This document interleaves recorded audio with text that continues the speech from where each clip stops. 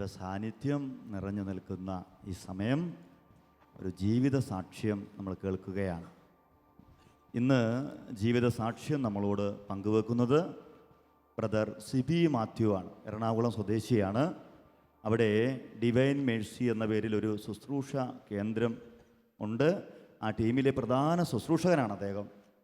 കുടുംബ നവീകരണം ലക്ഷ്യമാക്കി അനേക ധ്യാനങ്ങളും ശുശ്രൂഷകളും ചെയ്ത് ദൈവരാജ്യം വളർത്തുന്നതിൽ വർഷങ്ങളായി വ്യാപൃതനായിരിക്കുന്ന ഒരു മിഷനറിയാണ് സിബി മാത്യു. നമുക്ക് അദ്ദേഹത്തിന് വേണ്ടി പ്രാർത്ഥിക്കാം.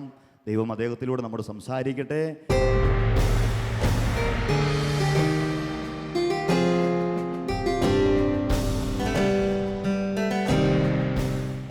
സഹോദരങ്ങളെ, എൻ്റെ പേര് സിബി മാത്യു.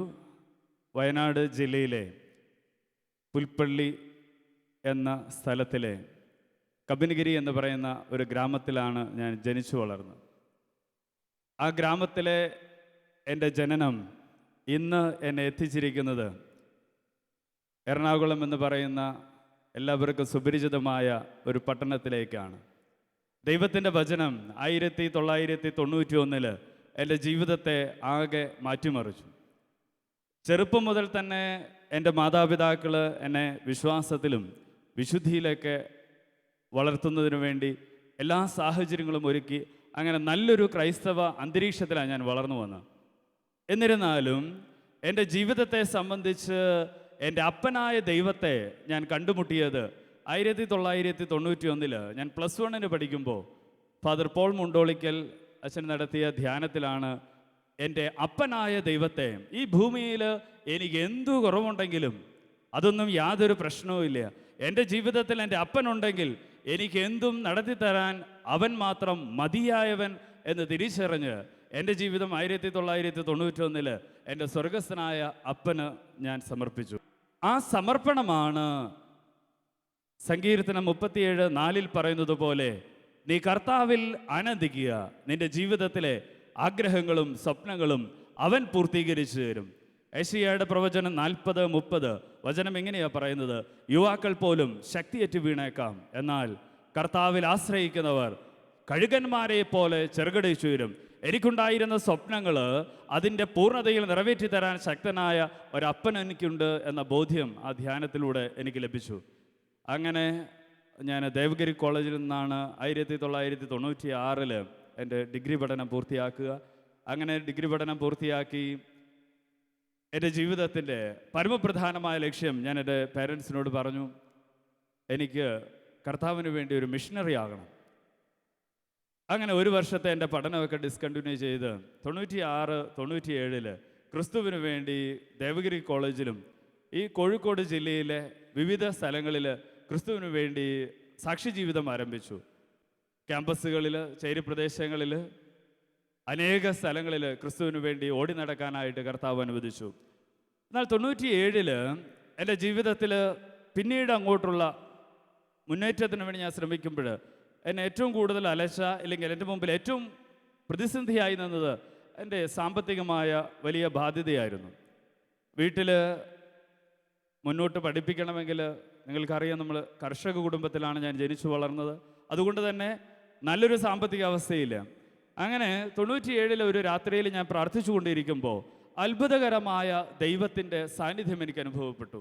എന്നോട് എഴുതാനായിട്ട് ദൈവം ആവശ്യപ്പെടുന്നതായിട്ട് എനിക്ക് തോന്നി. അങ്ങനെ ഞാൻ ആദ്യമായി 1997 ഒരു രാത്രിയിൽ ദൈവം എന്നോട് എഴുതാൻ ആവശ്യപ്പെട്ടു. ഞാൻ എഴുതിയത് ഭാഷാപരത്തിലായിരുന്നു. ആ എഴുതിയ കാര്യങ്ങൾ എൻ്റെ എൽഡർ എനിക്ക് വ്യാഖ്യാനിച്ചു തന്നപ്പോൾ ഇങ്ങനെയാണ് കാണുന്നത്. അതിൽ, നീ ഭയപ്പെടേണ്ട ആവശ്യമില്ല, ഭയം ലേശവും വേണ്ട, നിന്നെ ഞാൻ നയിക്കും, നിന്നെ സഹായിക്കാൻ ഞാൻ കൂട്ടുകാരെ ഒരുക്കും, അതുകൊണ്ട് നീ ഭയപ്പെടേണ്ട. അങ്ങനെ ഞാൻ പ്രാർത്ഥിച്ചു കൊണ്ടിരുന്നു. മുന്നോട്ട് പോകാൻ പഠിക്കാനായിട്ടുള്ള സാമ്പത്തിക സാഹചര്യമില്ല. അങ്ങനെ ഇരിക്കെ എറണാകുളത്ത് നാഷണൽ ഇൻസ്റ്റിറ്റ്യൂട്ട് ഓഫ് സെയിൽസ് എന്ന് പറയുന്ന ഒരു സ്ഥാപനത്തിൽ എനിക്ക് പോസ്റ്റ് ഗ്രാജുവേറ്റ് ഡിപ്ലോമയ്ക്ക് വേണ്ടി ഒരു ആപ്ലിക്കേഷൻ എനിക്ക് അയക്കാൻ പറ്റി. അങ്ങനെ അവിടെ ജോയിൻ ചെയ്യാനുള്ള എല്ലാ സാഹചര്യമുണ്ടായി. പക്ഷേ പ്രധാനപ്പെട്ട പ്രശ്നം ഇതായിരുന്നു, 11 മാസം ഏകദേശം മാസം 3500 രൂപ വെച്ച് കൊടുക്കണം. പക്ഷെ എൻ്റെ വീട്ടിലെ സാഹചര്യം വെച്ച് അതിന് സാധ്യമല്ല. വലിയൊരു തുക ആദ്യമായിട്ട് അടയ്ക്കുകയും ചെയ്യണം. സഹോദരങ്ങൾ, എന്നാൽ എനിക്ക് എൻ്റെ അപ്പനായ ദൈവത്തിൽ വലിയ വിശ്വാസമുണ്ടായിരുന്നു. അങ്ങനെ ഞാൻ ആപ്ലിക്കേഷനൊക്കെ അയച്ചു, ഇൻ്റർവ്യൂ ഒക്കെ കഴിഞ്ഞു. വീട്ടിൽ ചാച്ചനോട് പറഞ്ഞു, ചാച്ച ഇതാണ് എൻ്റെ അവസ്ഥ, ഇതാണ്, എനിക്ക് പഠിക്കണം എന്നുള്ള വലിയ ആഗ്രഹമുണ്ട്. പക്ഷെ ചാച്ചൻ പറഞ്ഞു, നിനക്കറിയാമല്ലോ അവസ്ഥ, നമുക്ക് സീസണുകളിൽ കുറച്ച് പൈസ കിട്ടും, അതിനപ്പുറത്തേക്ക് പൈസയില്ല. ഞാൻ പറഞ്ഞു കുഴപ്പമില്ല, എൻ്റെ സ്വർഗസ്ഥനായ അപ്പൻ എനിക്ക് ആവശ്യമുള്ളതെല്ലാം ചെയ്യും. ഹല്ലേലൂയ. അങ്ങനെ ഞാൻ എറണാകുളത്തേക്ക് ജോലി ചെയ്യാനായിട്ട് ഡോർ ടു ഡോർ ഒരു മാർക്കറ്റിംഗ് എക്സിക്യൂട്ടീവിനെ പോലെ ജോലി ചെയ്യാനായിട്ട് എറണാകുളത്തേക്ക് വണ്ടി കയറുക. എൻ്റെ വീട്ടിൽ നിന്ന് ഏകദേശം 100 കിലോമീറ്ററാണ് കോഴിക്കോട് പട്ടണത്തിലേക്ക്. കോഴിക്കോട് പട്ടണത്തിലെത്തി എൻ്റെ എറണാകുളത്തേക്ക് പോകുന്ന എൻ്റെ സുഹൃത്തായ എബിക്ക് ഞാൻ ഫോൺ ചെയ്യുമ്പോൾ എൻ്റെ ജീവിതത്തിൽ ഇന്ന് വരെ മറക്കാത്ത പലരുടെയും ജീവിതത്തിലെ ചോദ്യങ്ങൾക്ക് ഉത്തരമായ എങ്ങനെ സമ്പത്ത് ദൈവം, പലരും ചോദിക്കുന്നത് ഇതാണ്, ദൈവം സമ്പത്ത് ആകാശത്ത് നിന്ന് കെട്ടിയിറക്കുമോ?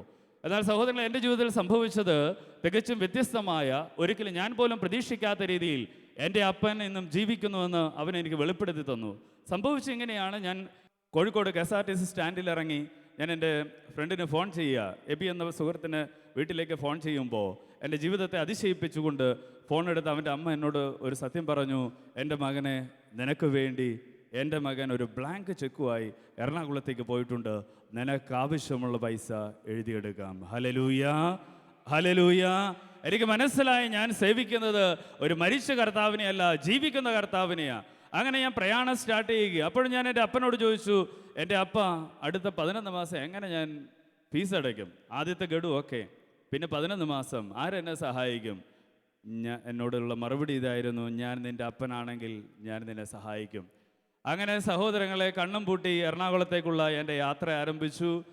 നീണ്ട 11 മാസം പഠിച്ചു, പോസ്റ്റ് ഗ്രാജുവേറ്റ് ഡിപ്ലോമ. 11ാമത്തെ മാസത്തിൽ പഠനം അവസാനിക്കുന്നതിന് മുമ്പ് ആദ്യത്തെ ക്യാമ്പസ് പ്ലേസ്മെൻറ്റിലൂടെ എനിക്ക് ജോലി കിട്ടി. 11 മാസത്തിലും കൃത്യമായി ഒരു ലേറ്റ് പേയ്മെൻറ്റ് ഫീസുമില്ലാതെ സ്വർഗത്തിലുള്ള അപ്പൻ എനിക്ക് വേണ്ടി ഫീസ് അടച്ചു. ഹല്ലേലൂയ. സാധാരണ രീതിയിൽ എല്ലാവരും ഫീസുകൾ വൈകി അടയ്ക്കുന്നു, ലേറ്റ് പേയ്മെൻറ്റ്. എന്നാൽ എൻ്റെ ജീവിതത്തിൽ സംഭവിച്ചത് മറിച്ചായിരുന്നു. എൻ്റെ സ്വർഗസ്ഥനായ അപ്പൻ സർവശക്തനായതുകൊണ്ട് കൃത്യമായി ഒരു ലേറ്റ് പേയ്മെൻറ്റ് ഫീസുമില്ലാതെ എനിക്ക് വേണ്ടി ഫീസ് അടച്ചു. അത് മാത്രമല്ല, പ്രഗത്ഭരായ മക്കൾ പഠിക്കുന്ന സ്ഥാപനത്തിൽ ആദ്യമായിട്ടുള്ള ഫസ്റ്റ് ക്യാമ്പസ് പ്ലേസ്മെൻറ്റിലൂടെ ദൈവം എനിക്ക് ജോലിയും ചെന്നു. അങ്ങനെ എൻ്റെ വിശ്വാസ ജീവിതം കുറച്ചും കൂടെ ശക്തമായിട്ട് പോകുന്ന അവസരത്തിൽ 1999 നനച്ചിരിക്കാതെ ഒരു അപകടം എൻ്റെ ജീവിതത്തെ പിടിച്ചുകുലക്കി. അതും കോഴിക്കോട് നിന്ന് തന്നെയാണ് സംഭവിക്കുന്നത്. 1999 പാതിരാ കുർബാനയ്ക്ക് ശേഷം ഞാൻ ഇവിടെ നിന്ന് ആദ്യമായിട്ട് എനിക്ക് എൻ്റെ കമ്പനി, ജോലി ചെയ്യുന്ന കമ്പനി സമ്മാനമായിട്ട് തന്ന ബൈക്കുമായിട്ട് പോകുമ്പോൾ താമരശ്ശേരിയിൽ വെച്ച് ബൈക്ക് ഒരു ആക്സിഡൻ്റ് ഉണ്ടായി. രാവിലെ ഏകദേശം 4:30 മണിയായി. ശക്തമായ ഇടിയെ തുടർന്ന് കാലൊടിഞ്ഞു. ആരും സഹായിക്കാനില്ലാതെ ഞാൻ റോഡിൽ കിടക്കുക. പെട്ടെന്ന് അപ്രതീക്ഷിതമായി ഒരു വ്യക്തി ഓടിയെടുക്കുക. അദ്ദേഹം പറയുന്നത് എങ്ങനെയാണ്, മറ്റു മതത്തിൽപ്പെട്ട ഒരു സഹോദരൻ എങ്ങനെയാണ് പറയുന്നത്, ഞാൻ അതിരാവിലെ 4 മണിക്ക് എഴുന്നേറ്റിരിക്കുക, എന്തോ സംഭവിക്കാൻ പോകുന്നു എന്നൊരു ചിന്ത എന്നെ വല്ലാതെ വലട്ടി. അങ്ങനെ 4 മണിക്ക് എഴുന്നേറ്റിരുന്ന സഹോദരൻ 4:30 ഞാൻ വീണ ഉടനെ തന്നെ അദ്ദേഹം തന്നെ വണ്ടി വിളിച്ചു, എന്നെ ഉടനെ തന്നെ അടുത്ത ഹോസ്പിറ്റലിൽ കൊണ്ടാക്കി. 3 മാസം കിടന്ന കിടപ്പ്. 3 മാസങ്ങൾക്ക് ശേഷം ഞാൻ തിരിച്ച് എൻ്റെ ജോലിയിൽ പ്രവേശിച്ചു. പക്ഷെ ഒറ്റ പ്രശ്നം മാത്രം, കാലിൻ്റെ മുട്ടാണ് ഒടിഞ്ഞിരിക്കുന്നത്. 2 റോഡൊക്കെ ഇട്ട് 2 സ്ക്രൂ ഒക്കെ ഫിറ്റ് ചെയ്ത് ഇങ്ങനെ ഇരിക്കുന്നത്. കാല് മടക്കാനായിട്ട് പറ്റില്ല. ഡോക്ടർമാർ പറഞ്ഞു ഇത് അങ്ങനെ അങ്ങ് മടങ്ങാൻ പറ്റില്ല. അവർ പറഞ്ഞു എക്സസൈസ് ചെയ്യണം. ഞാൻ പറഞ്ഞു എക്സസൈസ് ചെയ്യാം, എത്ര എക്സസൈസ് വേണമെങ്കിലും ചെയ്യാം, കാരണം കർത്താവിന് വേണ്ടി ഒരു സഹനം സ്വീകരിക്കുക വലിയ ഭാഗ്യമാണെന്നാണ് ഞാൻ കരുതിയിരുന്നു. അതുകൊണ്ട് തന്നെ ഞാൻ വീട്ടിൽ ചെന്ന് മേശയിൽ മുകളിൽ കയറിയിരുന്ന ഡോക്ടർ പറഞ്ഞ പോലെ എക്സസൈസ് ചെയ്യാൻ തുടങ്ങി. ഡോക്ടർ പറഞ്ഞു ഒരു 1/2 കിലോ മണലെടുത്ത് കാലിൽ തൂക്കി എക്സസൈസ് ചെയ്യണം. ഞാൻ 1/2 കിലോ മണൽ തൂക്കി, കാല് വഴങ്ങുന്നില്ല. 1 കിലോ ആക്കി നോക്കി, കാല് വഴങ്ങുന്നില്ല. 2 കിലോ ആക്കി നോക്കി, കാല് വഴങ്ങുന്നില്ല. അമ്മ പറഞ്ഞു, എൻ്റെ മോനെ, നിൻ്റെ കാല് ഊരിപ്പോവും ഇങ്ങനെയൊക്കെ ചെയ്തു കഴിഞ്ഞാൽ. പക്ഷേ എനിക്ക് ദൃഢനിശ്ചയം, കാലെങ്ങനെയും ശരിയാക്കണം. എൻ്റെ പ്രശ്നം ഇതാണ്, എനിക്ക് നേരെ ഇരുന്ന് പ്രാർത്ഥിക്കാൻ പറ്റില്ല, നേരെ ഇരിക്കാൻ പറ്റില്ല, കാല് പൂർണ്ണമായിട്ട് വളയുന്നില്ല. അങ്ങനെ എൻ്റെ പ്രാർത്ഥന തുടർന്നു. ഞാൻ ജോലിയിൽ വീണ്ടും തിരികെ പ്രവേശിച്ചു. 8 വർഷങ്ങൾക്ക് ശേഷം ഞാൻ എറണാകുളത്തേക്ക്, അതിന് ഇൻ ബിറ്റ്വീൻ എറണാകുളത്തേക്ക് ട്രാൻസ്ഫറായി. 8 വർഷങ്ങൾക്ക് ശേഷം എറണാകുളത്ത് വെച്ച് എൻ്റെ ജീവിതത്തിൽ അത്ഭുതകരമായ ദൈവത്തിൻ്റെ ഒരു ഇടപെടലും കൂടെ ഉണ്ടാകുകയാണ്. ഞാൻ എറണാകുളത്ത് ഒരു ദിവസം ഞായറാഴ്ച എൻ്റെ ശുശ്രൂഷകളെ കഴിഞ്ഞ് വളരെ ശാന്തമായി, അന്നും ഇതുപോലെ തന്നെ വണ്ടി ഓടിച്ചുകൊണ്ട് പോകുന്ന സമയത്ത് എൻ്റെ ബൈക്കിൻ്റെ മിററിൽ എനിക്ക് കാണാം പുറകിൽ നിന്നൊരു കാറ് ശക്തമായി വരുന്നു. ഞാൻ വളരെ ശാന്തമായി വണ്ടി ഇടതുവശം ചേർത്ത് വണ്ടി ഓടിച്ചു പോവുകയാണ്. പെട്ടെന്ന് ഈ കാറ് മുൻ വൈരാഗ്യത്തിൽ എന്നതുപോലെ എന്നെ ഒരു പ്രാവശ്യം ഇടിച്ചു, 2 പ്രാവശ്യം ഇടിച്ചു, 3-ാമത്തെ പ്രാവശ്യം ഇടിച്ച് എന്നെ അതേപോലെ തന്നെ ബൈക്കോടൊപ്പം മീഡിയൻ കടത്തി അപ്പുറത്തെ സ്ഥലത്തെത്തിച്ചു. ജനങ്ങളെല്ലാം നോക്കി നിൽക്കുന്നു. എന്തെങ്കിലും സംഭവിച്ചിട്ടുണ്ടാകാം, എല്ലാവരും പേടിച്ചരണ്ടിരിക്കുന്നു. എന്നാൽ അത്ഭുതകരമായി ദൈവത്തിൻ്റെ വലിയ ഇടപെടലൂടെ എനിക്കൊരു പോറൽ സംഭവിച്ചില്ല. ബൈക്ക് തകർന്ന് തരിപ്പണമായിപ്പോയി. എന്നാൽ എൻ്റെ ജീവിതത്തിൽ സംഭവിച്ച അത്ഭുതം അതായിരുന്നില്ല. ഞാൻ വീട്ടിൽ ചെന്ന് കയറി അങ്ങോട്ട് പോയപ്പോൾ ബൈക്കുമായിട്ട് പോയ ആൾ ഇങ്ങോട്ട് പോയപ്പോൾ ഹെൽമെറ്റുമായിട്ടാണ് തിരിച്ചു വരുന്നത്. ഞാൻ നിന്ന് കരയുകയാണ്. ഭാര്യ ചോദിച്ചു എന്തെങ്കിലും പറ്റിയോ? ഞാൻ പറഞ്ഞു ഒന്നും പറ്റിയില്ല, പുറത്ത് പാടൊന്നും കാണുന്നില്ല. ഭാര്യ വിചാരിച്ചെന്നാൽ തലയ്ക്കുള്ളിലായിരിക്കും വല്ല പ്രശ്നം. ഞാൻ നിന്ന നിപ്പിൽ വാവിട്ട് കരയുകയാണ്. അവൾ ചോദിച്ചു എന്ത് പറ്റി? ഞാൻ പറഞ്ഞു ഒന്നും പറ്റിയില്ല, എൻ്റെ അപ്പനായ ദൈവം എന്നെ സംരക്ഷിച്ചുള്ള സന്തോഷമാണെന്ന് ഞാൻ പറഞ്ഞു. അങ്ങനെ പിറ്റേ ദിവസം തൊട്ടടുത്തുള്ള പള്ളിയിൽ പോയി ഞാൻ പ്രാർത്ഥിച്ചുകൊണ്ടിരിക്കുകയാണ്. സഹോദരങ്ങൾ, എനിക്ക് മനസ്സിലായി എൻ്റെ ജീവിതത്തിൽ എൻ്റെ അപ്പൻ ആരെയെങ്കിലും ഇങ്ങനെ ഒരു ദുരിതം തരാനായിട്ട് അയച്ചിട്ടുണ്ടെങ്കിൽ അതിന് പിന്നിലൊരു കാരണം കാണാതിരിക്കുകയില്ല. ഇതെൻ്റെ വിശ്വാസമായിരുന്നു. എൻ്റെ ജീവിതത്തിൽ ആരെങ്കിലും വന്നിട്ട് അതിനൊരു കാരണമുണ്ടായി. അങ്ങനെ ഞാൻ ഈ പള്ളിയിലിരുന്ന് പ്രാർത്ഥിക്കുകയാണ്, എൻ്റെ ദൈവമേ, എന്നെ വണ്ടി ഇടിപ്പിച്ച ആ സഹോദരൻ്റെ ജീവിതത്തിൽ എന്തെങ്കിലും അദ്ദേഹത്തിന് ആവശ്യമുണ്ടാവും, അതുകൊണ്ടാണ് എൻ്റെ മേത്ത് കയറാനുള്ള കാരണം. അതുകൊണ്ട് എൻ്റെ സഹോദരൻ ദൈവമേ ഈ ദിവസം നീ അനുഗ്രഹിക്കണമെന്ന് പ്രാർത്ഥിച്ചുകൊണ്ടിരിക്കുകയാണ്. ഇങ്ങനെ പ്രാർത്ഥിച്ചുകൊണ്ടിരിക്കുമ്പോൾ മത്തായിയുടെ സുവിശേഷം 5-ാം അധ്യായം 44-45 വചനങ്ങൾ എങ്ങനെയാ സഹോദരങ്ങളെ കാണുക? അവിടെ വചനം പറയുകയാണ്, നിന്റെ ശത്രുവിനെ നീ സ്നേഹിക്കുക. ശത്രുവിനെ സ്നേഹിച്ചു കഴിഞ്ഞാൽ നിനക്ക് എന്ത് കിട്ടും? നീ ദൈവത്തിൻ്റെ മകളും മകനുമായി മാറും. അങ്ങനെ മകനുമായി മാറിയിട്ടുണ്ടെങ്കിൽ അനുഗ്രഹം നിന്റെ ജന്മാവകാശമാണ്. സഹോദരങ്ങളെ, ഞാൻ എൻ്റെ സഹോദരന് വേണ്ടി, എന്നെ വണ്ടി ഇടിപ്പിച്ച് എൻ്റെ സഹോദരന് വേണ്ടി പ്രാർത്ഥിച്ചുകൊണ്ടിരുന്ന നിമിഷത്തിൽ എനിക്കൊരു കാര്യം മനസ്സിലായി. എൻ്റെ ശരീരത്തിൽ ഒരു മാറ്റം സംഭവിച്ചിരിക്കുന്നു. Hallelujah, hallelujah. എൻ്റെ ശരീരത്തിൽ എന്തോ ഒരു അത്ഭുതകരമായ മാറ്റം സംഭവിച്ചിരിക്കുന്നു എന്ന തിരിച്ചറിവ്. ഒന്നും കൂടെ ഞാൻ ടെസ്റ്റ് ചെയ്ത് നോക്കി, എന്തോ സംഭവിച്ചിട്ടുണ്ട്. എന്താണ് സംഭവിച്ചത്? അന്ന് വരെ മുട്ടുമേൽ ഇരിക്കാൻ പറ്റാതിരുന്ന എനിക്ക് ആ ഒറ്റ ആക്സിഡൻറ്റോടുകൂടി എൻ്റെ കാല് പൂർവ്വസ്ഥിതി പ്രാപിച്ചു. Hallelujah, hallelujah. അന്ന് വരെ മടക്കാൻ പറ്റാതിരുന്ന, ഒരു കാരണവശാലും നേരെ ഇരിക്കാൻ പറ്റാതിരുന്ന എൻ്റെ കാല് അപ്പനായ ദൈവം ഒരു ആക്സിഡൻറ്റിലൂടെ അത് സംഭവിച്ചെങ്കിൽ മറ്റൊരു ആക്സിഡൻറ്റിലൂടെ എൻ്റെ ദൈവം എൻ്റെ ജീവിതത്തിൽ ഇന്നും അവൻ ജീവിക്കുന്നവനാണെന്ന്, അവൻ മരിച്ചവനല്ല. അവൻ നിൻ്റെ ജീവിതത്തിൻ്റെ ഏതു മേഖലയിലും ഏത് സമയത്തും നീ പ്രതീക്ഷ കൈവിടാതെ അവന് വേണ്ടി നിന്നാൽ അവൻ ഇടപെടുന്നവനാണെന്ന് കാണിച്ചുകൊണ്ട് മെഡിക്കൽ സയൻസ് പരാജയപ്പെട്ട സ്ഥലത്ത്, ഡോക്ടർമാർ പരാജയപ്പെട്ട സ്ഥലത്ത്, ഒരു കാരണവശാലും തിരിഞ്ഞ് അങ്ങനെ ആകില്ല എന്ന് പറഞ്ഞ സ്ഥലത്ത് പൂർണ്ണമായി ദൈവത്തിൻ്റെ സൗഖ്യം എനിക്ക് തിരിച്ചു വന്നു. Hallelujah, hallelujah. കരങ്ങളടിച്ച് ദൈവത്തെ മഹത്വപ്പെടുത്താം. Hallelujah, hallelujah. സഹോദരങ്ങളെ, വീണ്ടും എൻ്റെ ജീവിതത്തിൽ മുന്നോട്ടുള്ള പ്രയാണത്തിൽ പലരും എന്നോട് പറഞ്ഞു, കാരണം ആക്സിഡൻറ്റിലൂടെ പലരും മരണപ്പെടുന്ന സാഹചര്യം, പ്രത്യേകിച്ച് എറണാകുളത്തേക്ക് അറിയാം. ആക്സിഡൻറ്റ് സംഭവിച്ചു കഴിഞ്ഞാൽ ബൈക്ക് വീഴുന്നു, മറ്റൊരു വണ്ടി അതിലൂടെ കയറിപ്പോകുന്നു, അതാണ് സംഭവിക്കുന്നത്. നിൻ്റെ ജീവിതത്തിൽ ദൈവം അപ്രകാരമല്ല ചെയ്തത്, വൻ കാര്യങ്ങൾ നിൻ്റെ ജീവിതത്തിലൂടെ ദൈവം ചെയ്തിരിക്കുന്നു എന്ന് പറഞ്ഞ് പലരും ദൈവത്തെ മഹത്വപ്പെടുത്താൻ തുടങ്ങി. അങ്ങനെ ദൈവത്തിൻ്റെ കൂടെയുള്ള യാത്ര 2002 ഞാൻ വിവാഹം കഴിക്കുന്നത് എറണാകുളത്താണ്. എനിക്കിന്ന് ദൈവത്തിൻ്റെ കൃപയാൽ ഭാര്യയും 6 മക്കളുമുണ്ട്. സന്തോഷത്തോടെ സമാധാനത്തോടെ ജീവിക്കുന്നു. അങ്ങനെ 2002 വിവാഹം കഴിക്കുമ്പോൾ എൻ്റെ അവസ്ഥ ഇതാണ്, ഏകദേശം 9 ലക്ഷം രൂപയാണ് കടം, സഹായിക്കാൻ ആരുമില്ല. 2003 ആയപ്പോഴത്തേക്കും ഒരു കുഞ്ഞ് വന്നപ്പോഴത്തേക്കും ഞങ്ങൾ വാടക വീട്ടിലാണ് താമസിക്കുന്നത്. ഏകദേശം 2050 രൂപ വാടക കൊടുക്കണം, 9 ലക്ഷം രൂപയുള്ള കടം, ഒരു വകുപ്പും ഇല്ല. ദൈവത്തെ സ്നേഹിച്ച് സേവിച്ച് കടന്നുപോയ എൻ്റെ ജീവിതത്തിൽ മുന്നോട്ട് നോക്കുമ്പോൾ പലരുടെയും ജീവിതത്തിൽ നിന്ന് പോലെ സാമ്പത്തികമായ കഠിനമായ ബുദ്ധിമുട്ട്, മുന്നോട്ട് പോകാൻ പറ്റുന്നില്ല. ചില രാത്രികളിൽ വാവിട്ട് കരഞ്ഞിട്ടുണ്ട്, ദൈവമേ എന്ത് ചെയ്യും, ഭാര്യയുണ്ട്, കുഞ്ഞുണ്ട്, എങ്ങനെ ജീവിക്കും? എങ്ങനെ വിഷമിച്ചിരിക്കുന്ന അവസ്ഥയിൽ ദൈവം എന്നോട് വ്യക്തമായൊരു കാര്യം പറഞ്ഞു, യോഹന്നാന്റെ സുവിശേഷം 14-ാം അധ്യായം 23-ാമത്തെ വചനത്തിൽ യേശു എന്നോട് സംസാരിച്ചിങ്ങനെയാണ്, മോനെ, എന്നെ സ്നേഹിക്കുക എന്ന് പറഞ്ഞാൽ എന്താണ്? എന്നെ സ്നേഹിക്കുക എന്ന് പറഞ്ഞാൽ എൻ്റെ വചനം പാലിക്കുക എന്നുള്ളതാ. Hallelujah, hallelujah. ഇത് കേട്ട മാത്രയിൽ എനിക്ക് മനസ്സിലായി, ഞാൻ ഇന്ന് വരെ സ്നേഹിച്ചിരുന്ന എൻ്റെ ദൈവത്തിൻ്റെ ചില കാര്യങ്ങൾ മാത്രം, എനിക്ക് ഇഷ്ടപ്പെട്ട കാര്യം മാത്രം ഞാൻ ചെയ്തുകൊണ്ട് പള്ളിയിൽ പോവും, പ്രാർത്ഥിക്കും, പ്രയർ ഗ്രൂപ്പിൽ പോവും, പ്രസംഗിക്കും, ധ്യാനങ്ങൾ നടത്തും. അതിനപ്പുറത്തെ ചില കാര്യങ്ങളിൽ എനിക്ക് ഇഷ്ടമുള്ളതുപോലെ ജീവിച്ചിരുന്നേ. അങ്ങനെ നോക്കുമ്പോൾ എനിക്ക് മനസ്സിലായി, സാമ്പത്തിക മേഖലയെ സംബന്ധിച്ച് ചില കാര്യങ്ങളിൽ ഞാൻ ഒത്തുതീർപ്പ് നടത്തിയിട്ടുണ്ടായിരുന്നു. ഏറ്റവും പ്രധാനപ്പെട്ട കാര്യം ഇതായിരുന്നു, ദശാംശം കൊടുത്തുകൊണ്ടിരുന്നില്ല. 1999 എനിക്ക് ജോലി കിട്ടിയിരുന്നെങ്കിലും 2002 ബിസിനസ് നടത്തി തകർന്ന് തരിപ്പണമായിരിക്കുമ്പോഴും ഈ നാളുകളിലൊക്കെയും ദൈവം പറഞ്ഞ് ഈ പ്രധാനപ്പെട്ട കൽപ്പന ഞാൻ ചെയ്തിട്ടില്ല എന്ന് എനിക്ക് മനസ്സിലായി. ദശാംശം കൊടുത്തിട്ടില്ല. കർത്താവിന് പറഞ്ഞു, കർത്താവേ, ഞാൻ ദശാംശം കൊടുക്കാം. പക്ഷെ ഒറ്റ പ്രശ്നമുള്ളൂ. എന്താ പ്രശ്നം? എൻ്റെ കയ്യിൽ 5 പൈസ ഇല്ല.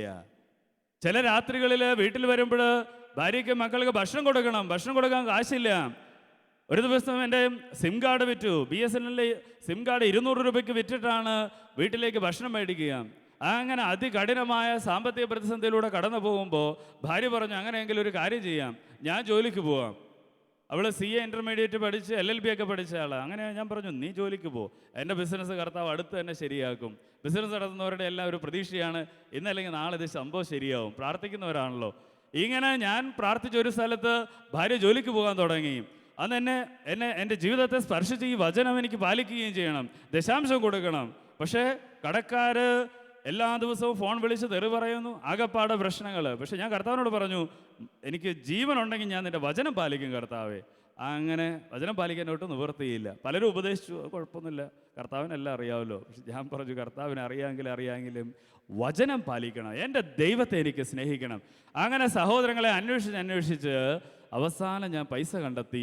എൻ്റെ ഭാര്യയുടെ അക്കൗണ്ടിൽ അപ്പൻ അക്കൗണ്ട് തുടങ്ങാൻ വേണ്ടി ഒരു 1000 രൂപ ഇട്ടിട്ടുണ്ടായിരുന്നു. പ്രത്യേകിച്ച് പുരുഷന്മാർക്ക് നല്ലൊരു സ്വഭാവമുണ്ട്, പൈസ എവിടെയുണ്ടെങ്കിലും നമ്മൾ കണ്ടെത്തിയിരിക്കും. കിട്ടിയ പാടി കിട്ടാത്ത പാടി. ആദ്യമായിട്ട് എൻ്റെ ഭാര്യ അവസാനമായിട്ട് ഉപയോഗിച്ചത് ആ ചെക്ക് ബുക്കിലെ 1ാമത്തെ ചെക്ക് ലീഫാണ്. അത് ഞാനാണ് ഉപയോഗിച്ചത്. ആദ്യമായിട്ട് ആ ചെക്ക് ലീഫ് എടുത്തി 1000 രൂപ ദശാംശം എഴുതി എൻ്റെ പ്രയർ ഗ്രൂപ്പിൽ ഏൽപ്പിച്ചു. ഹല്ലേലൂയ.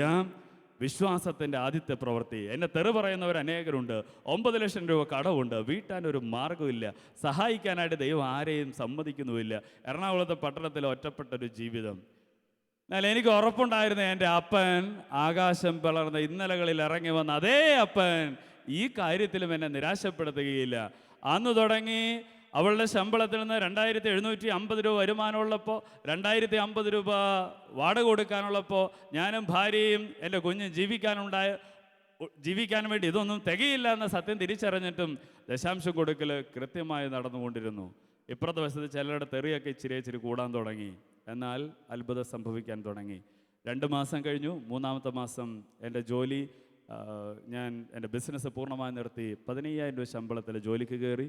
എൻ്റെ ഭാര്യയുടെ ശമ്പളം 10000 രൂപയായി കൂടി. അങ്ങനെ 25000 രൂപ ശമ്പളത്തിലേക്ക് ദൈവത്തിൻ്റെ വലിയ ഇടപെടൽ സംഭവിച്ചു. അത്ഭുതം ഇതൊന്നുമല്ല.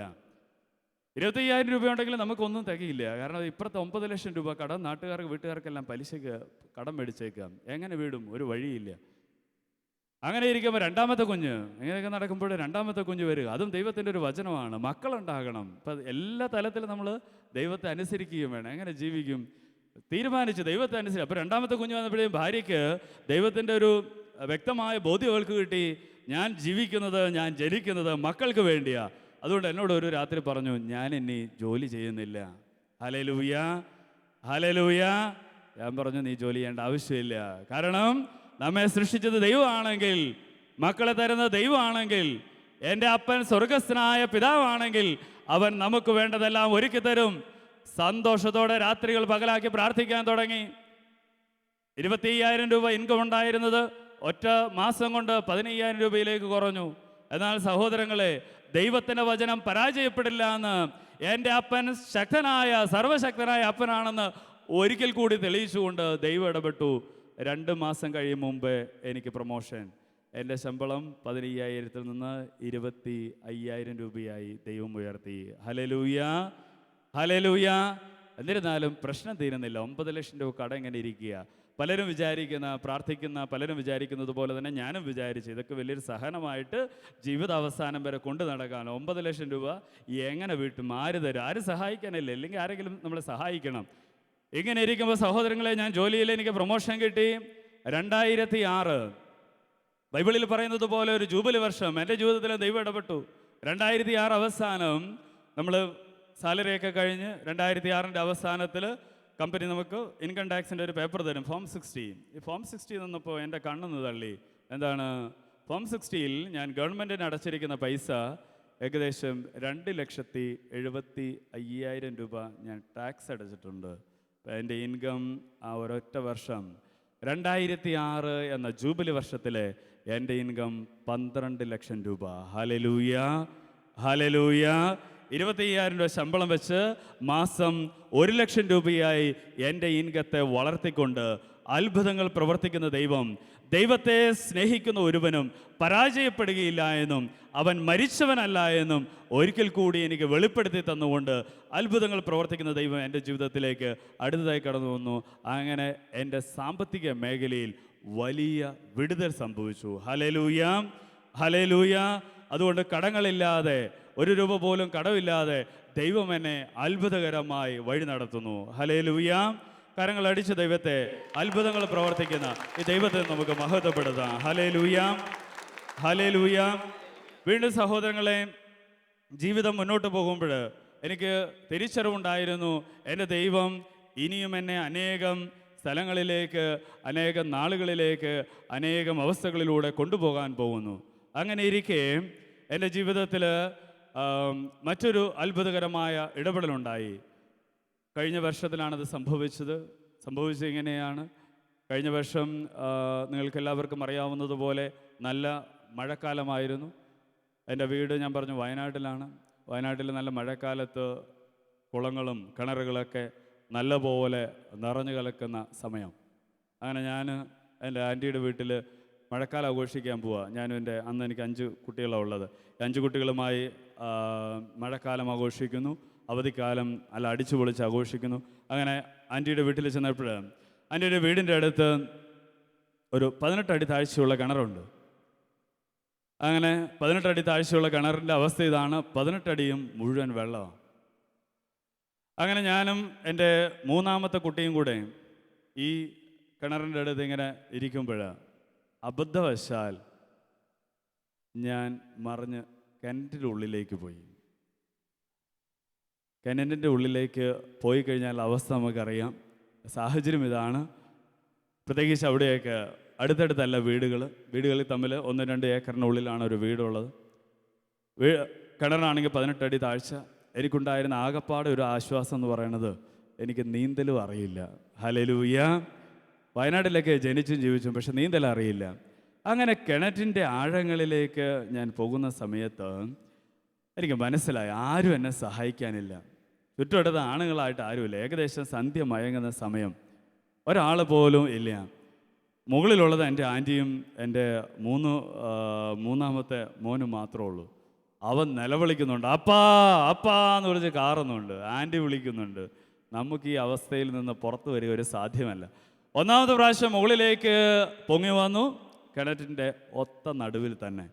കിണറ്റെന്ന് പറഞ്ഞാൽ നല്ല വിസ്താരമുള്ള കുളം പോലെ കെട്ടിയേക്കുക. കിണറിൻ്റെ അടിയിൽ നല്ല ചെളി. 1ാമത്തെ പ്രാവശ്യം പൊങ്ങി വന്നു, അതേപോലെ താഴത്തേക്ക്. എൻ്റെ ഹൃദയം നല്ല ശാന്തതയിലായിരുന്നു. ഒരു ടെൻഷൻ ഉണ്ടായിരുന്നില്ല. വെള്ളത്തിൻ്റെ അടിയിലായിരുന്നത് കൊണ്ടാണോ എന്ന് എനിക്കറിയത്തില്ല.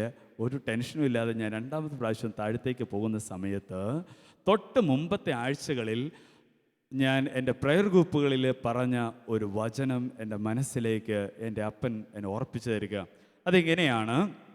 ജ്ഞാനത്തിൻ്റെ പുസ്തകം 19-ാം അധ്യായം 6-ാമത്തെ വചനം. ഇങ്ങനെ വചനം പറയുന്നത്, അങ്ങയുടെ മക്കളെ ഉപദ്രവമേൽക്കാതെ പരിരക്ഷിക്കാൻ അവിടുത്തെ ഇഷ്ടത്തിന് വിധേയമായി സൃഷ്ടികളുടെ സ്വഭാവം നവ്യ രൂപമെടുത്തു. മേഘം പാളയത്തിന് മേൽ നിഴൽ വിരിച്ചു.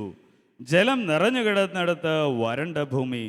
ചെങ്കടലിൻ്റെ മധ്യത്തിൽ നിർബാധമായ പാത. ഇളകുന്ന തിരമാലകളുടെ സ്ഥാനത്ത് പുൽപ്പരപ്പ്. ഹല്ലേലൂയ. ദൈവം പറയുകയാണ്, ഇസ്രായേലിനെ ഞാൻ എങ്ങനെയാണ് അയച്ചത്? ഓരോ സൃഷ്ടിക്കും അതിൻ്റെതായ നിയമമുണ്ട്. എന്നാൽ എൻ്റെ ദൈവം പറയുകയാണ്, ഞാനിങ്ങനെ വെള്ളത്തിൻ്റെ അടിയിൽ കിടക്കുമ്പോൾ പറയുകയാണ്, നീ ഭയപ്പെടേണ്ട ആവശ്യമില്ല. ഈ നിന്നെ താഴത്തേക്ക് നയിക്കാനായിട്ട് ഇടയായ എല്ലാ പ്രകൃതിയുടെ ശക്തികളെയും ഞാൻ തോൽപ്പിക്കും.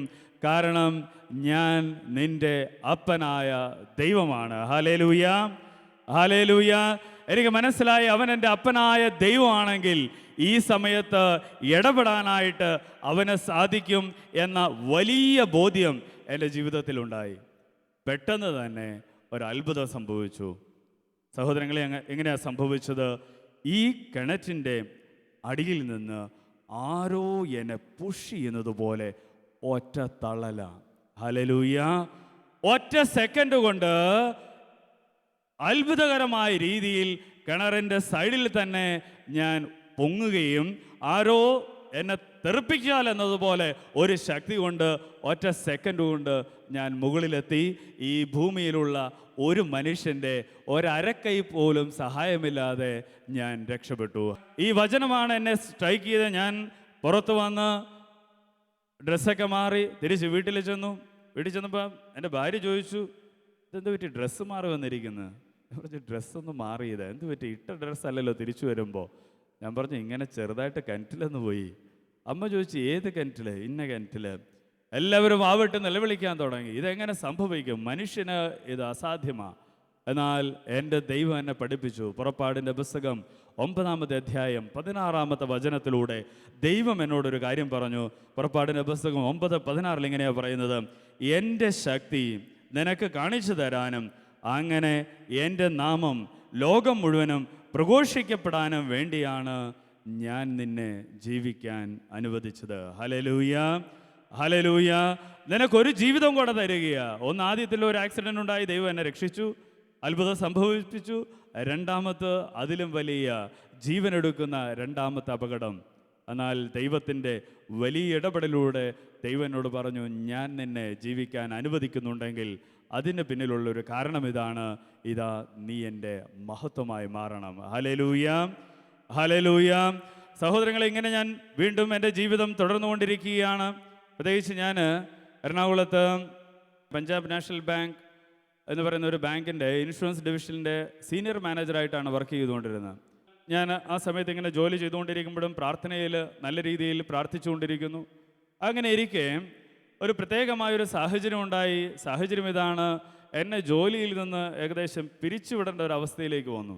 കാരണം നമുക്കെല്ലാവർക്കും അറിയുന്നത് പോലെ പ്രൈവറ്റ് സ്ഥാപനങ്ങൾ അത്യാവശ്യം പെർഫോമൻസ് ഇല്ലെങ്കിൽ നമ്മളെ ജോലിയിൽ നിന്ന് പിരിച്ചുവിടും. എൻ്റെ ബോസ് എന്നോട് പറഞ്ഞു, എൻ്റെ സിബി, നിന്നെ എനിക്ക് ഭയങ്കര ഇഷ്ടമാണ്, നിൻ്റെ പ്രാർത്ഥന പരിപാടിയൊക്കെ ഭയങ്കര താല്പര്യമാണ്, പക്ഷേ ഈ കമ്പനി ഒരു ചാരിറ്റി സ്ഥാപനം അല്ലാത്തത് കൊണ്ട് എന്ത് വേണം, നമുക്ക് പെർഫോമൻസ് ഉണ്ടാകണം, ഇല്ലാതെ നിനക്ക് ഇവിടെ നിൽക്കാൻ പറ്റില്ല. അങ്ങനെ ഒരു മാർച്ച് മാസത്തിൽ എനിക്ക് കമ്പനിയിൽ നിന്നൊരു ലെറ്റർ വന്നു. പെർഫോമൻസ് ഇംപ്രൂവ്മെൻറ്റ് പ്ലാൻ, PIP എന്ന് പറഞ്ഞൊരു പ്രത്യേക സ്കീമിൽ എന്നെ ആക്കിയിട്ട് പറഞ്ഞു, മാർച്ച് മാസം മുഴുവൻ നിനക്ക് തരികയാണ്, ഈ മാർച്ച് മാസത്തിനുള്ളിൽ നീ പെർഫോമൻസ് കൊണ്ടുവരണം. ഞാൻ പറഞ്ഞു, ഞാൻ ചെയ്തോളാം. എൻ്റെ കൂട്ടുകാരൊക്കെ എന്നെ ഉപദേശിച്ചു, നീ ഒരു വേറെ ജോലി കണ്ടുപിടിക്കുക. എന്നാൽ ഞാൻ കർത്താവിനോട് ചോദിച്ചു, കർത്താവ് ഞാൻ എന്ത് ചെയ്യണം? എൻ്റെ അപ്പൻ എന്നോട് പറഞ്ഞു, നീ ഒന്നും ചെയ്യണ്ട, നീ പ്രാർത്ഥിച്ചാൽ മതി, ഞാൻ നിനക്ക് വേണ്ടി ഇടപെടും. അങ്ങനെ സഹോദരങ്ങൾ, ഞാനും എൻ്റെ ജീവിത പങ്കാളിയും കൂടെ കരം കോർത്ത് പിടിച്ച് രാത്രികളിൽ ഇങ്ങനെ പ്രാർത്ഥിച്ചുകൊണ്ടിരുന്നു. മാർച്ച് മാസത്തിൻ്റെ പകുതിയോളമായി. അങ്ങനെ ഇരിക്കുമ്പോൾ പ്രത്യേകമായിട്ട് എനിക്കൊരു സാഹചര്യം വന്നു. ആ സാഹചര്യത്തിൽ എനിക്കൊരു 200 രൂപ കൈക്കൂലി കൊടുക്കുകയാണെങ്കിൽ എനിക്കൊരു നല്ലൊരു ബിസിനസ്സിൻ്റെ ഒരു ഓഫർ വരിക. 200 രൂപ കൈക്കൂലി കൊടുത്തേച്ചാൽ മതി. എല്ലാവരും ഉപദേശിച്ചു, പോയാൽ 200 രൂപയല്ലേ. ഞാൻ കർത്താവിനോട് ചോദിച്ചു, കർത്താവ് എന്ത് ചെയ്യണം? 200 രൂപ കളയണോ അതോ 25,000 രൂപ ഉള്ള ജോലി കളയണോ? കർത്താവ് എന്നോട് പറഞ്ഞു, നീ എൻ്റെ വചനം പാലിക്കുക, ബാക്കി ഒന്നിനെക്കുറിച്ചും നീ ആകുലപ്പെടേണ്ട. ഞാൻ തീരുമാനിച്ചു, 25,000 രൂപ ഉള്ള ജോലി, ശമ്പളമുള്ള ജോലി, പോകുന്നെങ്കിൽ പോട്ടെ. എൻ്റെ അപ്പനായ ദൈവത്തിന് എനിക്ക് 1 അല്ല 10 ജോലി തരാനായിട്ട് അവന് കഴിയും. Hallelujah, hallelujah. സഹോദരങ്ങളെ, ഇങ്ങനെ വിശ്വസിച്ച് ഞാൻ കൈക്കൂലി കൊടുക്കില്ല, അഡ്ജസ്റ്റ്മെൻറ്റുകൾക്ക് ഞാൻ തയ്യാറല്ല എന്ന് എൻ്റെ ബോസിൻ്റെ അടുത്ത് പറഞ്ഞു. ബോസ് പറഞ്ഞു, ദൈവം തന്നെ ചിലപ്പോൾ രക്ഷിക്കുമായിരിക്കാം. കൂട്ടുകാരെല്ലാം കളിയാക്കാൻ തുടങ്ങി. എന്നാൽ അത്ഭുതകരമായ ഒരു ഇടപെടലുണ്ടായി. മാർച്ച് മാസം 30-ാം തീയതി ദൈവത്തിൻ്റെ അത്ഭുതകരമായ ഇടപെടൽ മൂലം തൊട്ട് മുമ്പത്തെ വർഷം ഞാൻ ചെയ്ത ബിസിനസ്സിൻ്റെ 10 ഇരട്ടി ബിസിനസ്, 10 ടൈംസ് ബിസിനസ്സുമായി ദൈവം ഒരാളെ എൻ്റെ ജീവിതത്തിലേക്ക് അയച്ചു. Hallelujah, hallelujah. 200 രൂപയ്ക്ക് വേണ്ടി കർത്താവിനെ ഒറ്റിക്കൊടുക്കാതെ ക്രിസ്തുവിന് വേണ്ടി സാക്ഷ്യം വഹിക്കാൻ തയ്യാറായപ്പോൾ അവനെന്നും ജീവിക്കുന്നുവെന്ന് ഒരിക്കൽ കൂടി ക്രിസ്തു എനിക്ക് തെളിയിച്ചു തന്നു. അത്ഭുതകരമായ ഇടപെടലിലൂടെ എൻ്റെ ജോലി അവിടെ സ്ഥിരപ്പെടുക മാത്രമല്ല, പിന്നീട് അങ്ങോട്ടുള്ള വർഷങ്ങളിൽ 2007 മുതലുള്ള വർഷങ്ങളിൽ കേരളം കണ്ടതുപോലെ, ഇന്ത്യ കണ്ടതുപോലെ അനേകം റെസിഷൻസ് വന്നു. പലർക്കും ജോലിയിൽ കണ്ടിന്യൂ ചെയ്യാൻ പറ്റാത്ത അവസ്ഥ. എന്നെ ഉപദേശിച്ചവർ, എൻ്റെ കൂടെ നിന്നവർ, എൻ്റെ ബോസുമാരടക്കം, എൻ്റെ കൂടെയുള്ള കൊളീഗ്സ് എല്ലാവരുടെയും ജോലി നഷ്ടപ്പെട്ടു. എന്നാൽ ദൈവത്തിൻ്റെ വചനമനുസരിച്ച് മത്തായിയുടെ സുവിശേഷം 7:21 പറയുന്നത് പോലെ എൻ്റെ ജീവിതത്തിൽ അത്ഭുതങ്ങൾ പ്രവർത്തിക്കുന്ന ഒരു ദൈവമുണ്ട് എന്ന് വീണ്ടും വ്യക്തമാക്കിക്കൊണ്ട് എൻ്റെ ജോലി മാത്രം 11 വർഷമായി യാതൊരു പ്രശ്നവുമില്ലാതെ ദൈവം കൊണ്ട് നടക്കുന്നു. Hallelujah, hallelujah. വീണ്ടും എൻ്റെ ജീവിതത്തിൽ മറ്റൊരു പ്രതിസന്ധി ഉണ്ടായി. എനിക്ക് കഴിഞ്ഞ വർഷത്തിൽ 6ാമത്തെ കുഞ്ഞ് ജനിക്കുക. അങ്ങനെ സമയമായി, കുഞ്ഞ് വരേണ്ട സമയമായി, ഡെലിവറിയുടെ സമയമായി. മക്കളെല്ലാവരും കൂടെ ലേബർ റൂമിന് മുമ്പിൽ കാത്തിരിക്കുക. പെട്ടെന്ന് നഴ്സ് വന്നിട്ട് പറഞ്ഞു, ഡെലിവറി കഴിഞ്ഞു, കുഞ്ഞിനെ കാണിച്ചു, കുഞ്ഞ് പെൺകുഞ്ഞ്. അപ്പോൾ ഈക്വലൈസായി, 3 ആണും 3 പെണ്ണുമായി. പെൺകുട്ടികൾക്ക് സന്തോഷമായി, കാരണം ഞങ്ങളുടെ സ്ട്രെങ്ത് ഈക്വലായി. പെട്ടെന്ന് നഴ്സ് പറഞ്ഞു, കൊച്ചിനെ തരാൻ പറ്റില്ല, കാരണം കൊച്ചിന് ഇച്ചിരി പ്രശ്നമുണ്ട്, അതുകൊണ്ട് കൊച്ചിനെ ICUവിലേക്ക് മാറ്റുക. എല്ലാവർക്കും സങ്കടമായി. ഇത്ര പ്രാർത്ഥിച്ചിട്ട് എന്തിനാ കർത്താവ് ഇങ്ങനെ ചെയ്യുന്നത്? അങ്ങനെ തിരിച്ചു കൊച്ചിനെയും കൊണ്ട് ICUവിലേക്ക് പോയി. ആ പോക്ക് 1 ദിവസം കഴിഞ്ഞു, 2 ദിവസം കഴിഞ്ഞു, 3 ദിവസം കഴിഞ്ഞു. 4ാമത്തെ ദിവസം എന്നെ കൊച്ചിനെ കാണിക്കാനായിട്ട് അകത്തേക്ക് ഡോക്ടർ വിളിച്ചു. അകത്ത് ചെല്ലുമ്പോൾ കാണുന്ന കാഴ്ച ഇതാണ്. കുഞ്ഞ് ഓക്സിജനൊക്കെ ഇട്ട്, മൂക്കിലൂടെ ഓക്സിജനൊക്കെ കൊടുത്ത്, 2 കൈയിലും ഈശോ കുരിശ് കിടക്കുന്നത് പോലെ 2 കൈയിലൂടെ ഡ്രിപ്പിട്ട് അവശനിലയിലായിരിക്കുന്ന കുഞ്ഞ്.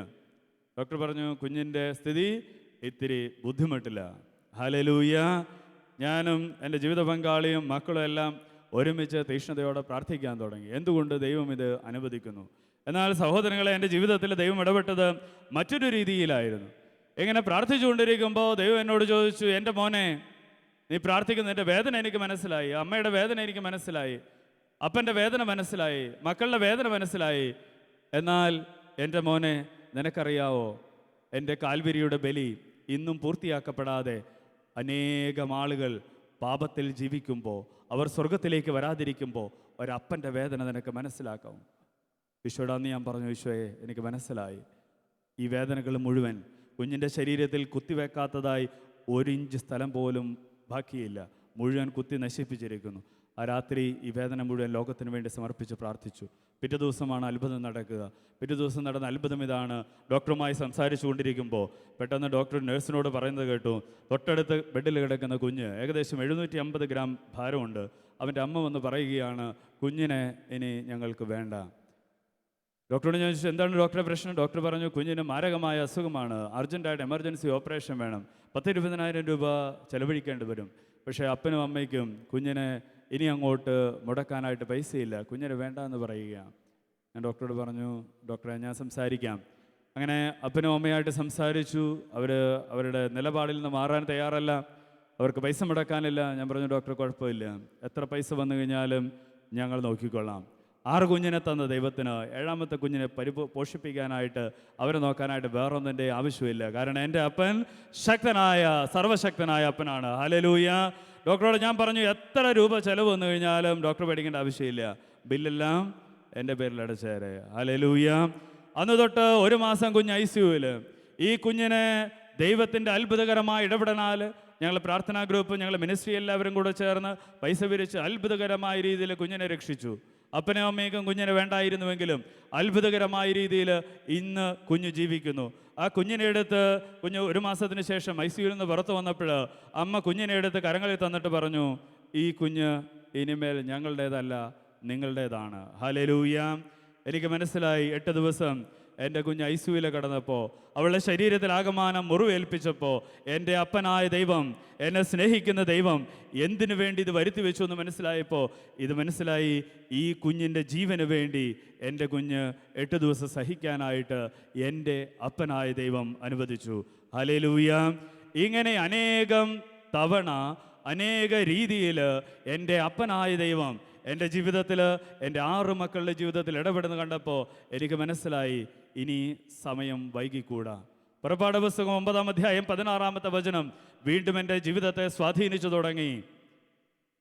എന്നെ ദൈവം ജീവിക്കാൻ അനുവദിച്ചത്, എനിക്ക് 6 മക്കളെ തന്നത്, ഒന്നുമില്ലായ്മയിൽ ഇന്ന് എൻ്റെ കൂടെ ആയിരുന്ന എല്ലാവരെ കഴിഞ്ഞും സാമ്പത്തികമായി, ശാരീരികമായി, കുടുംബപരമായി എൻ്റെ ദൈവം അനുവദിച്ചിട്ടുണ്ടെങ്കിൽ അത് ദൈവത്തിന് വേണ്ടി ജീവിക്കാനാണ്. ഹല്ലേലൂയ. ഈ സത്യം മനസ്സിലാക്കിയ നിമിഷത്തിൽ എനിക്കുണ്ടായിരുന്ന ജോലി, സീനിയർ മാനേജർ എന്ന പദവി 2015 ഫെബ്രുവരി മാസം 26-ാം തീയതി ഞാൻ റിസൈൻ ചെയ്ത് ദൈവത്തിന് വേണ്ടി ശുശ്രൂഷിക്കാൻ, ഈ ലോകം മുഴുവൻ ക്രിസ്തുവിനെ സാക്ഷ്യം വഹിക്കാനായി എൻ്റെ ജീവിതം മാറ്റിവെച്ച് ക്രിസ്തുവിന് മുമ്പിൽ എൻ്റെയും എൻ്റെ കുടുംബത്തെയും എൻ്റെ സമ്പത്ത്, എൻ്റെ വസ്തുക്കളിലെല്ലാം ആധികാരികത, അതിൻ്റെ ഉറപ്പ് എൻ്റെ ദൈവത്തിലാണെന്ന് വിശ്വസിച്ച് ജോലി ഉപേക്ഷിച്ച് ക്രിസ്തുവിന് വേണ്ടി ജീവിക്കാനായി തുടങ്ങി. Hallelujah, hallelujah. കരങ്ങളടിച്ച് കർത്താവിനെ മഹത്വപ്പെടുത്താം. എൻ്റെ ജീവിതത്തിലൂടെ ദൈവം എനിക്ക് പറഞ്ഞു തന്ന കാര്യം ഇതാണ്: ഈ ലോകത്തിൽ ആരെല്ലാം നിനക്കെതിരായാലും, മെഡിക്കൽ സയൻസ് എതിരായാലും, സാമ്പത്തികമായ മേഖലകൾ എതിരായാലും, ആരും നിനക്ക് കൂട്ടുനിൽക്കുന്നില്ലെങ്കിലും, ഏത് ഗവൺമെൻറ് എതിരായാലും, ഞാൻ നിനക്ക് വേണ്ടി പടപൊരുതുന്ന ദൈവമാണ്. ഞാൻ നിൻ്റെ ജീവിതത്തിൽ ആരുമില്ലാത്ത സമയത്തും രോഗത്തിലും തകർച്ചയിലും നിന്നെ സഹായിക്കാൻ ഞാനുണ്ട് നിൻ്റെ കൂടെ. ഈ ദൈവം എൻ്റെ ജീവിതത്തിൽ പ്രവർത്തിച്ചതുപോലെ നിങ്ങളുടെ ജീവിതത്തിലും പ്രവർത്തിക്കട്ടെ എന്ന് ഞാൻ പ്രാർത്ഥിക്കുന്നു.